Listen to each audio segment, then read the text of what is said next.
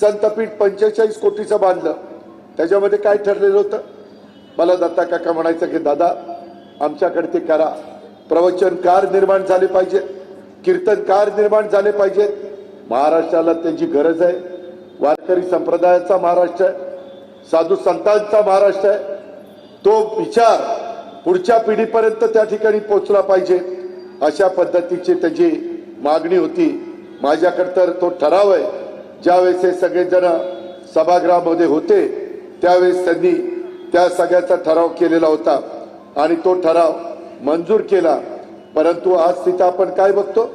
आज तिथं माझ्या माहितीप्रमाणे CBSE स्कूल सुरू केलेलं होतं. करायचं काय ठरवलेलं होतं?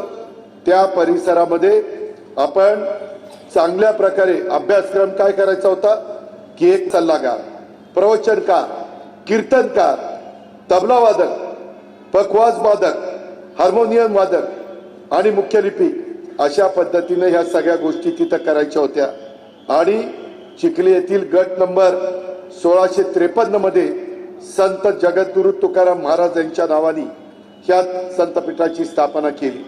आज तिथं मोठे मोठे महाराज लोक, अनेक दिग्गज लोक, त्यावेळेस असं ठरलं होतं, मला आठवत आहे, संप्रदाय दिग्गजांपैकी मारुती महाराज कुरेकर, रामकृष्ण महाराज लवतीकर, किसन महाराज साखरे, बंडा तात्या कराडकर, डॉक्टर रामचंद्र देखणे, प्राध्यापक सदानंद मोरे यांच्यासारख्यांचं सहकार्य घेण्याचं मान्य केलेलं होतं.